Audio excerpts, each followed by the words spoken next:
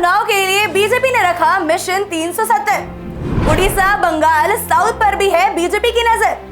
ममता के गढ़ में सेंध मारने की फिराक में है भाजपा। नमस्कार, आप सभी देख रहे हैं न्यूज़ प्लस टीवी और मैं हूं आपके साथ अनुष्का सिंह। पीएम मोदी ने 2024 लोकसभा चुनाव के लिए बीजेपी का बड़ा लक्ष्य निर्धारित किया है। पीएम मोदी ने कहा कि बीजेपी 370 का आंकड़ा पार कर श्यामा प्रसाद मुखर्जी को श्रद्धांजलि देगी, जबकि सहयोगी दलों के साथ 400। हालांकि आज के हालात में बीजेपी के लिए 370 सीटें पार करना कोई बड़ी बात नहीं है, बस उन्हें सही प्लानिंग की जरूरत है। बीजेपी उत्तर और पश्चिम भारत में पिछले 2 लोकसभा चुनाव में चरम पर पहुंच गई है। जाहिर है, अगर बीजेपी को अपनी संख्या बढ़ानी है तो न केवल मौजूदा ताकत बनाकर रखनी होगी, बल्कि नई सीटें भी जीतनी होगी। बीजेपी पिछले 2 साल से उन 161 सीटों पर काम कर रही है जहां या तो उन्हें हार मिली है या फिर कम मार्जिन से जीत। इसके अलावा क्लस्टर बनाकर वरिष्ठ मंत्रियों और अन्य नेताओं को जिम्मेदारी दी गई है।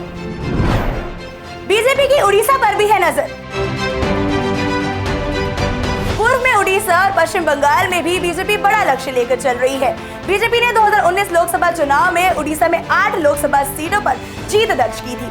बीजेपी नेतृत्व में पिछले 4 साल में उड़ीसा को लेकर फोकस करके रणनीति बनाई और इसके तहत ग्राउंड पर काम किया है। इसी कारण बीजेपी को उम्मीद है कि इस बार 10 या 12 सीटों पर जीत मिल सकती है। बीजेपी को बंगाल से ज्यादा उम्मीद।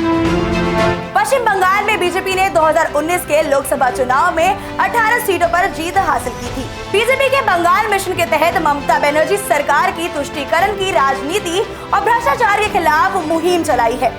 पश्चिम बंगाल में 2016 के विधानसभा चुनाव के बाद यहाँ बीजेपी की टीएमसी के खिलाफ मुख्य प्रतिद्वंदी है।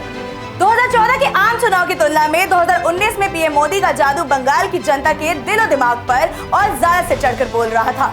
बीजेपी को बंगाल में 20 से 25 लोकसभा सीटें जीतने की उम्मीद है। Mission south. बीजेपी 370 तभी पार कर पाएगी जब मौजूदा सीटें बरकरार रखने के अलावा दक्षिण और पूर्व में अपनी ताकत बढ़ाए। इसके लिए तमिलनाडु, केरल, तेलंगाना और आंध्र प्रदेश में बीजेपी की नजरें हैं। दक्षिण में कर्नाटक और तेलंगाना को छोड़कर केरल, तमिलनाडु और आंध्र प्रदेश, लक्षद्वीप और पौंडीचेरी में बीजेपी की कोई लोकसभा सीट नहीं है। दक्षिण के 131 सीटों में बीजेपी के पास अभी केवल 29 सीटें हैं और इनमें से भी 25 अकेले कर्नाटका से हैं।